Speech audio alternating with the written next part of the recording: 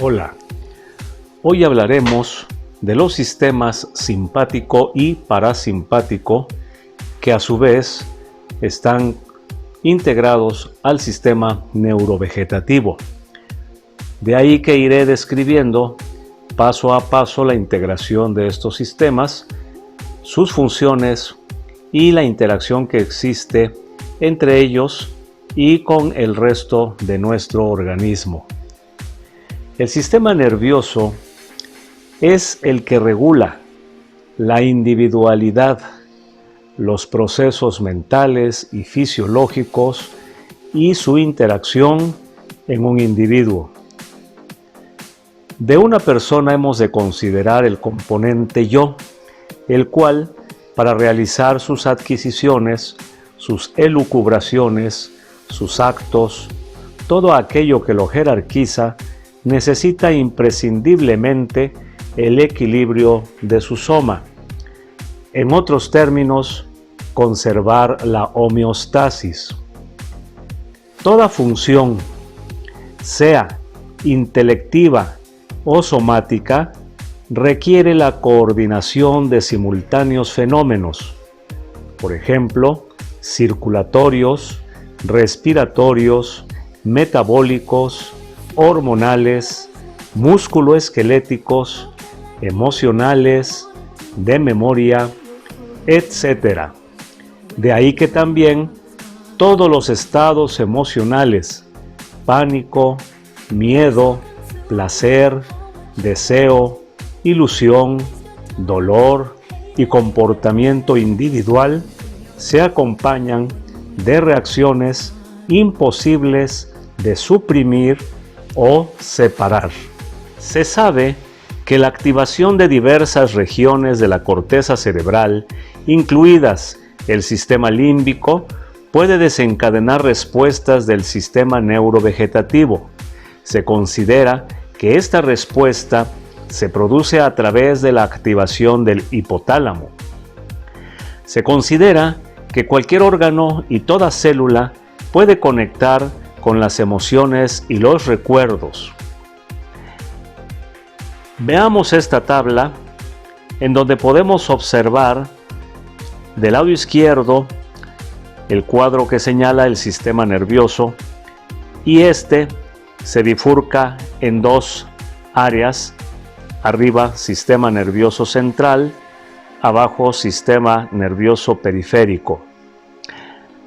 A la derecha del sistema nervioso central podemos observar el encéfalo, la médula espinal. Estos constituyen el sistema neurovegetativo.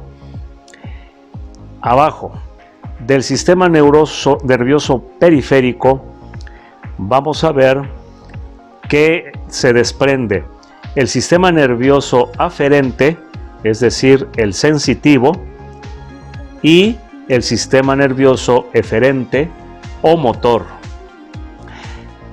Del sistema aferente encontramos que se desprende el sistema nervioso somatosensitivo, así como el sistema neurovegetativo.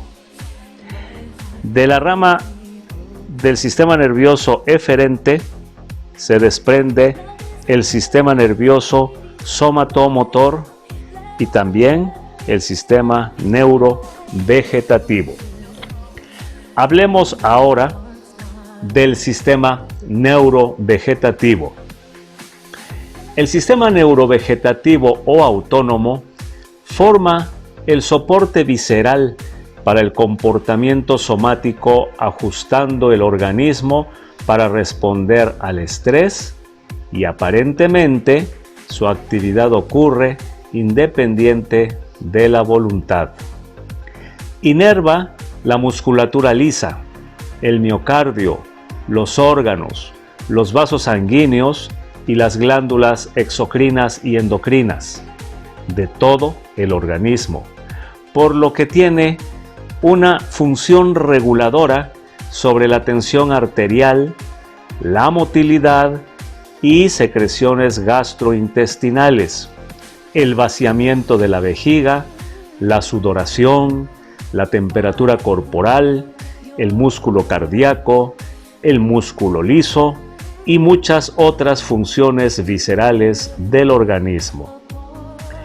El sistema neurovegetativo se subdivide a su vez en simpático y parasimpático, aunque realmente se trate de una unidad funcional.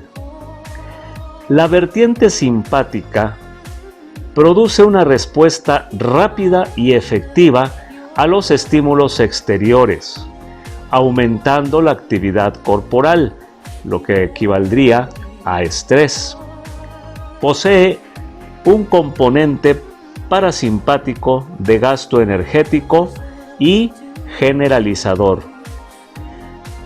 La rama parasimpática, la mayoría de las funciones de reposo y digestión, equivaldría a regeneración con un componente de ahorro y focalizador. La mayoría de los órganos internos están bajo una regulación funcional integrada por una acción antagonista, en la que una de las ramas autónomas es excitatoria y la otra inhibitoria. Por ejemplo, la inervación simpática en el corazón provoca un aumento de la frecuencia cardíaca y de la fuerza de contracción.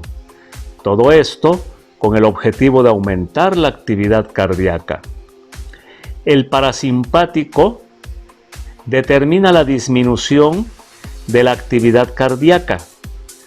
Lo contrario ocurre en el tracto gastrointestinal, donde el parasimpático, con el objetivo del restablecimiento de las energías corporales, provoca un aumento de la actividad, aumento del peristaltismo, aumento de la secreción de las glándulas exocrinas, como la vesícula biliar y el páncreas.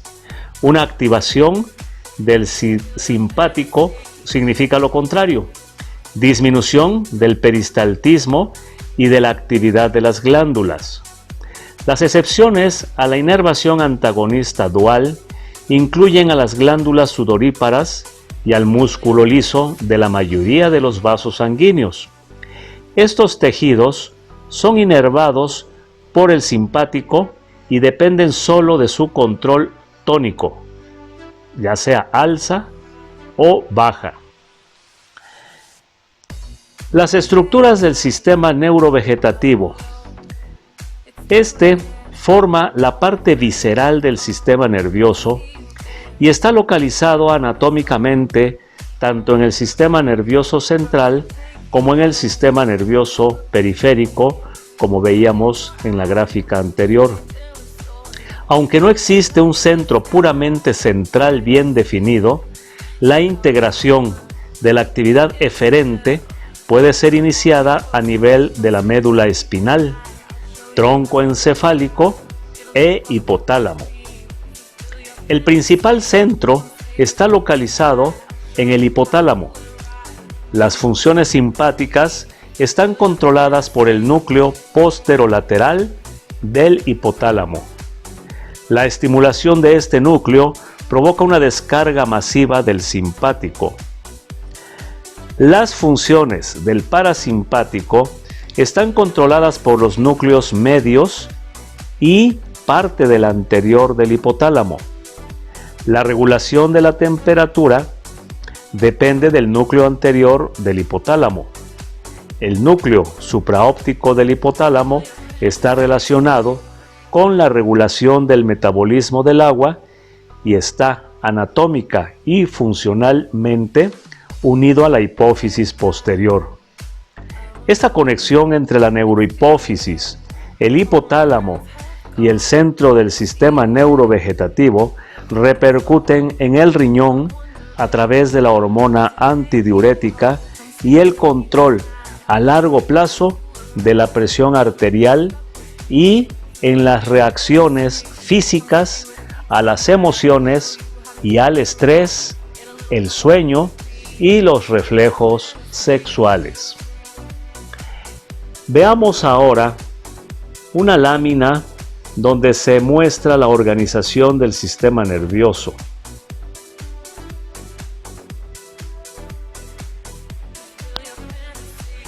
Continuando con el tema, en el tronco encefálico y en las amígdalas cerebrales están localizados los centros de respuesta aguda del sistema neurovegetativo. En conjunto, integran los ajustes hemodinámicos momentáneos y mantienen la automaticidad de la ventilación. La integración de los impulsos aferentes y eferentes a este nivel es responsable de la actividad tónica del sistema neurovegetativo, la cual tiene como resultado la resistencia vascular periférica y por tanto la presión arterial. Esta actividad basal del sistema neurovegetativo mantiene los órganos viscerales en un estado de actividad intermedio que puede aumentar o disminuir. El núcleo del tracto solitario, situado en la médula espinal, es la zona donde llega la información de los quimio y varoreceptores a través de los nervios glosofaríngeo y vago. Además, comprende parte del sistema nervioso central, donde se encuentran localizadas estructuras corticales y diencefálicas que regulan su función, núcleos de origen y terminación de las fibras vegetativas y pares craneales que dan soporte anatómico fundamentalmente al parasimpático. Aplicando estos conocimientos básicos sobre el sistema simpático y parasimpático, quiero que veamos una relación entre los órganos que integran el sistema neurovegetativo y el área correspondiente a las emociones y los procesos psicológicos. El investigador Marañón dice en sus trabajos sobre el esfuerzo que nada pasa en cada rincón del ser vivo que no tenga una conciencia inmediata en el resto del organismo. Así explica el desencadenamiento de las enfermedades. Selye, a partir de 1936, con sus colaboradores, realizaron una serie de trabajos y vieron un conjunto de fenómenos en los cuales intervienen el organismo, la respuesta a diversa variedad de estímulos agresivos en una serie de manifestaciones uniformes e inespecíficas, a las que se designa con el nombre de reacción de alarma. Cuando esta es continuada y se mantiene crónicamente, da lugar al llamado síndrome general de adaptación. Ahora revisemos las funciones de cada uno de estos elementos anatómicos en nuestras emociones. Papel del tronco encefálico en la emoción. El interés sobre el tronco encefálico como nivel integrador del sistema motivacional se originó a partir de las alteraciones emocionales que se producen en ciertas encefalitis, como alteraciones del sueño y de la vigilia, y en los tumores y lesiones circulatorias de la región. El desarrollo de técnicas estereotáxicas más precisas produjo, a partir de la década de los 30, una serie de trabajos relevantes para la ubicación de los sustratos anatómicos de la emocionalidad.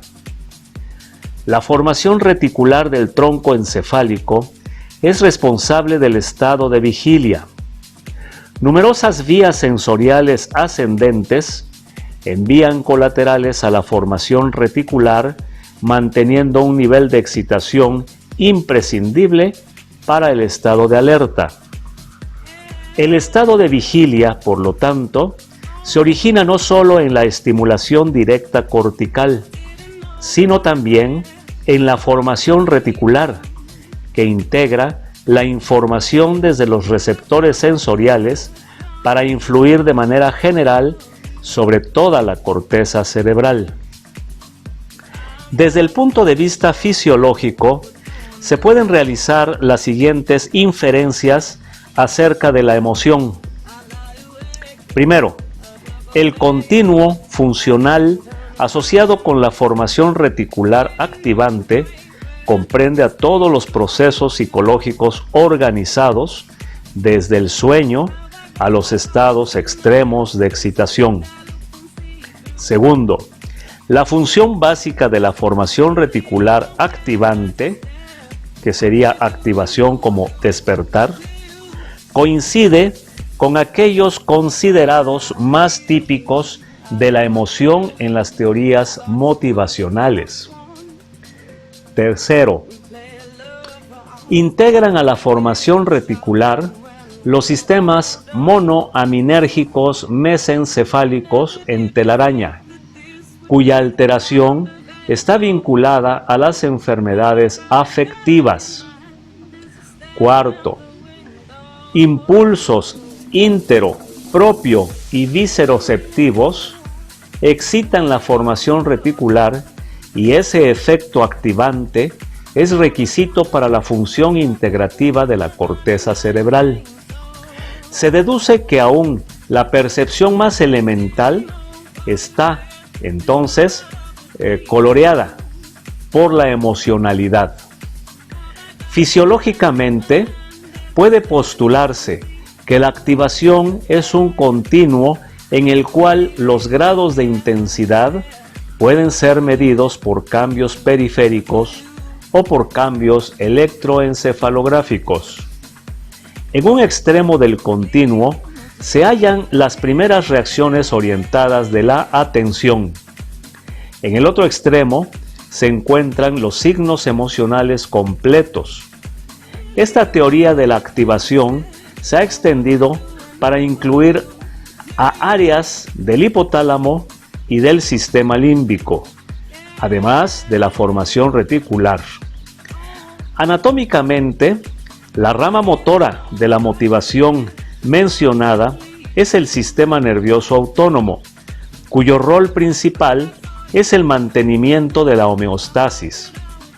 A nivel de núcleos de la formación reticular mesencefálica, se da la integración de señales de las vísceras y metabólicas sistémicas. Asimismo, la actividad autonómica afecta la reactividad de los músculos para actuar. Por ejemplo, el sistema vasodilatador muscular o por interneuronas que conectan la columna intermedio-lateral con el asta anterior de la médula. Es por este mecanismo que se evocan reacciones emocionales completas por la estimulación de áreas del sistema límbico o del hipotálamo. Las proyecciones corticales monoaminérgicas, que comprenden las dopaminérgicas, noradrenérgicas, serotoninérgicas, de neuronas en telaraña de la formación reticular, afectan la función discriminativa de la corteza cerebral. La estimulación suave de la formación reticular reduce el tiempo requerido por los monos para discriminar entre figuras proyectadas en flash. A su vez, la estimulación de puntos específicos de la corteza cerebral puede resultar en activación reticular, aunque la influencia global de la corteza cerebral es inhibitoria. El último mecanismo constituye un sistema de retroalimentación negativa visualizado ya por Cannon cuando propuso al tálamo como centro integrador emocional. La teoría activadora de la emoción explica los extremos de la reacción emocional, pero no explica satisfactoriamente los estados intermedios o las situaciones mixtas. La noción de una activación moderada como placentera y de una activación exagerada como no placentera es ciertamente demasiado simplista. Veamos ahora el papel del hipotálamo en la emoción. Ubicado por debajo del tálamo, el hipotálamo forma parte de las paredes y piso del tercer ventrículo. Esta estructura constituye un área compleja receptora que refleja el estado del medio interno por reacción ante estímulos neurales y endocrinos. Funciona homeostáticamente a través de la hipófisis y a través de las proyecciones descendentes a los centros autonómicos. El hipotálamo contiene el programa motor de complejas manifestaciones emocionales, como por ejemplo la del miedo. Es llamativo que para cada función regulatoria existan áreas hipotalámicas contrastantes que estimulan o inhiben la función en cuestión. La estimulación de áreas anteriores del hipotálamo desencadena actividad parasimpática. La de áreas posteriores, estimulación simpática. Los animales con lesiones del hipotálamo anterior son sensibles a temperaturas altas. Los animales con lesiones del hipotálamo posterior son sensibles a las temperaturas bajas. La estimulación del hipotálamo lateral produce hambre voraz en animales bien alimentados, mientras que la estimulación de las áreas ventromediales detiene esta conducta. Por el contrario, la lesión hipotalámica lateral lleva al animal a la emaciación, mientras que la lesión hipotalámica ventromedial lleva a la voracidad y aumento notable de peso. Se ha postulado como hipótesis que las calidades emocionales están interrelacionadas con los procesos regulatorios citados. Por ejemplo, el hipotálamo posterior es indispensable para las reacciones emocionales de agresión y angustia. Luego de la lesión hipotalámica se produce el cuadro de falsa rabia, que implica actos motores expresivos sin calidad subjetiva emocional. Por el contrario, la estimulación hipotalámica en animales normales promueve actividad refleja con objetivo.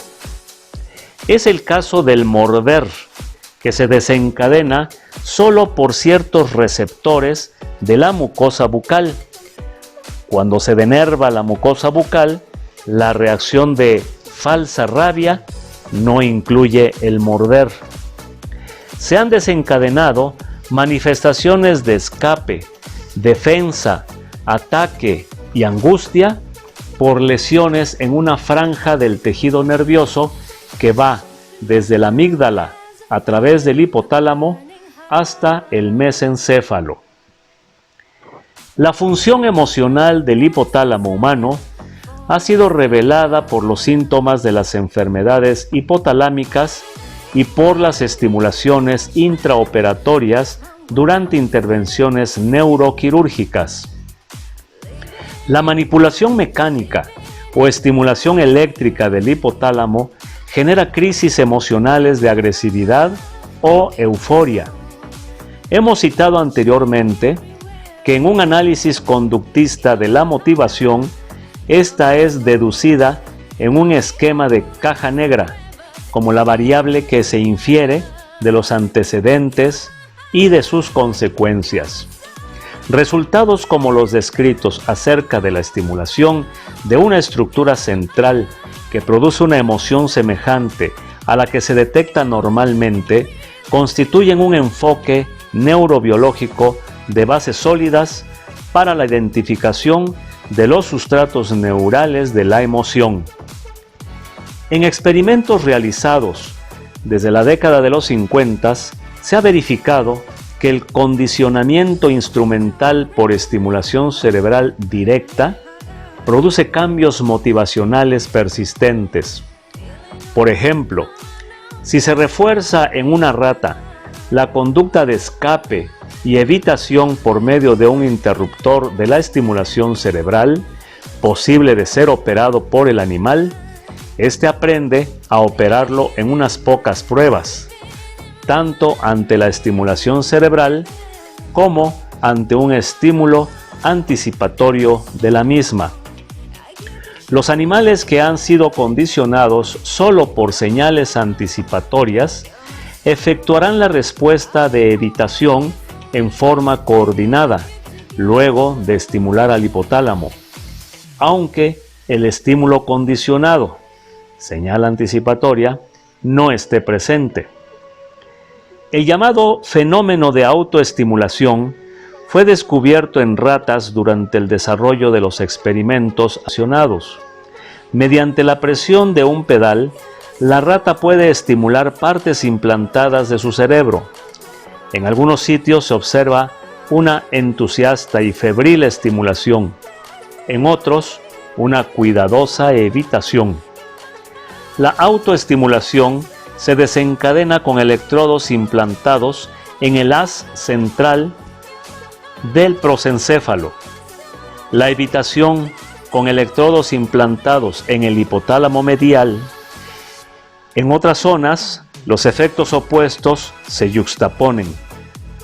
Si bien estos experimentos han sido cruciales para identificar sustratos neuronales de la emocionalidad, varias preguntas permanecen sin respuesta, en especial su vínculo con formas más comunes de expresiones emocionales.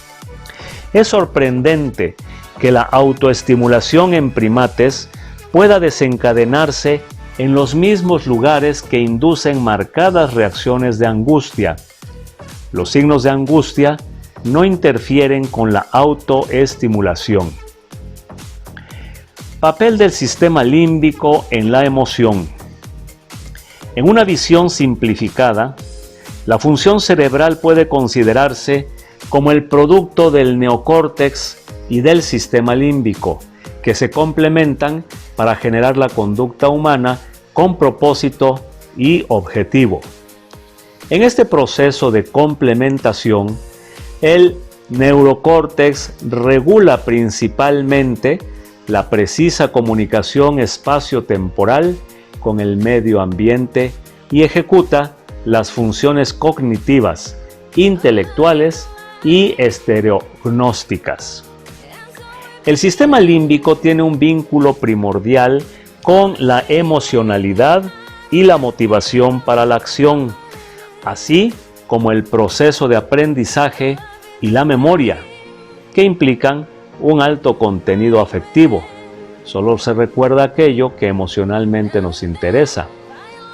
El sistema límbico otorga la información derivada del mundo interior y exterior su particular significado emocional. De aquí su papel de último nivel en la jerarquía motora autonómica. Filogenéticamente, el sistema límbico comprende a las partes más antiguas del telencéfalo y a las estructuras subcorticales que de él derivan. Se distinguen en el sistema límbico una porción cortical y una porción subcortical. La porción cortical está constituida por la circunvolución límbica, parte de la corteza cerebral en forma de anillo en la cara interna de cada hemisferio y que separa el neocórtex del hipotálamo y del tronco encefálico. La circunvolución límbica comprende al giro parahipocámpico, cingulado y subcalloso y se la llamó rinencéfalo porque se la consideró en un principio vinculada exclusivamente con la función olfatoria. La porción subcortical está constituida por diversos núcleos neuronales. Ellos son amígdala, hipocampo, núcleo accumbens, núcleos septales, la corteza orbitofrontal y el bulbo olfatorio y áreas del tálamo anterior e hipotálamo, como el área preóptica y los cuerpos mamilares. Las conexiones aferentes y eferentes del sistema límbico son extremadamente complejas. El hecho más destacado lo constituye una conexión masiva recíproca con el hipotálamo.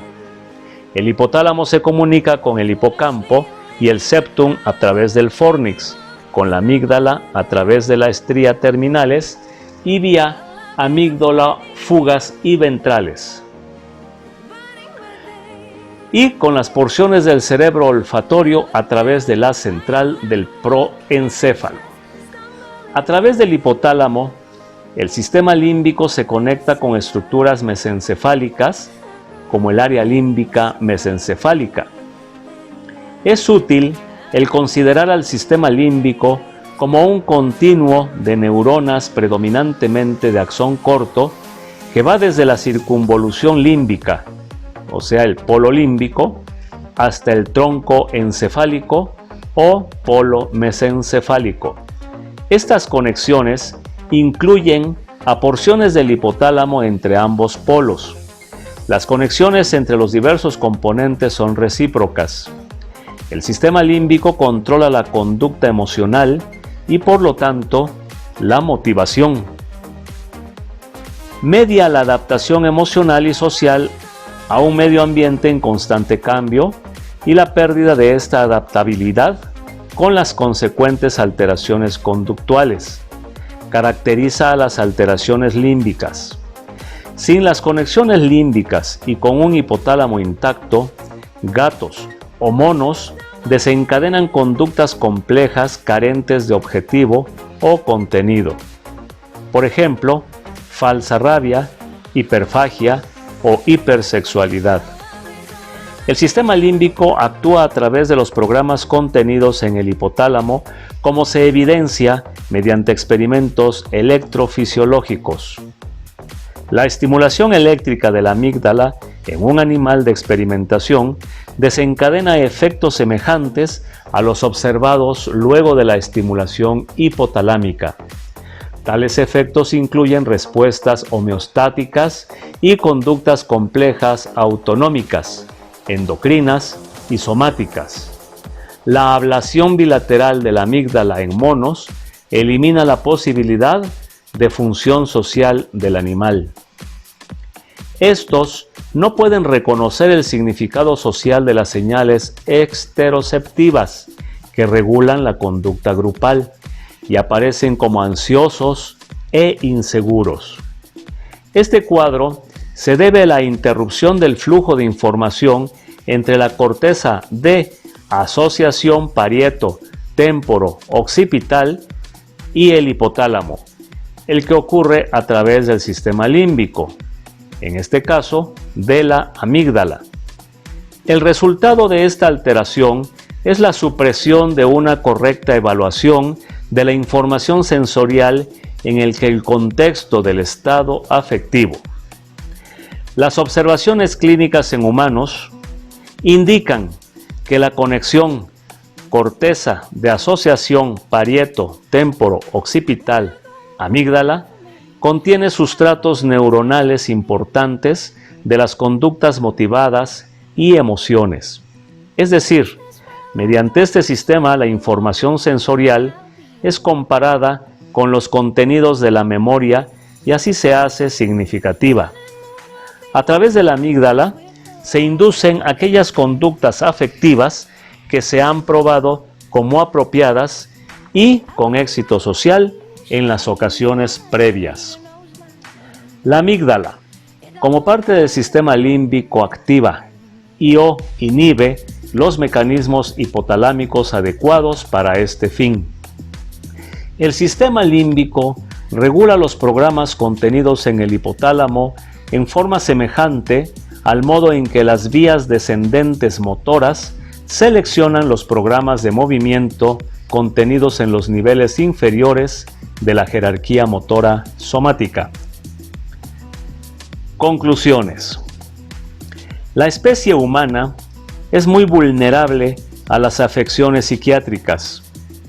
El 1% de la población sufre de esquizofrenia, un 4% de depresión uni o bipolar severa y 15 a 30% de alguna forma de alteración emocional reactiva en episodios aislados. Existen elementos epidemiológicos como para sospechar una predisposición genética en la aparición de estas alteraciones. Por otra parte, factores epigenéticos vinculados a las experiencias tempranas en la vida extrauterina desempeñan un papel fundamental en la determinación de la salud o de la psicopatología. Si bien la causa de las alteraciones emocionales es desconocida, su vínculo con el sistema límbico y con las neuronas monoaminérgicas mesencefálicas está indicado por la eficacia terapéutica de drogas que interfieren con los mecanismos neuronales de esta región. No se sabe aún si la modificación de estos sistemas difusos monoaminérgicos es causa o efecto de la alteración psiquiátrica que se origina en otras zonas del sistema límbico. La introducción de metodología como la electroencefalografía computarizada ha permitido sistematizar alteraciones del ritmo cerebral en distintas zonas cerebrales, cuya corrección se acompaña de mejoría de los cuadros emocionales. Para finalizar, quisiera mencionar que los casos que llegan a mi consulta de medicina generalmente presentan algunas afectaciones en su esfera emocional que puedo identificar basándome en los conocimientos de neurociencias que he adquirido.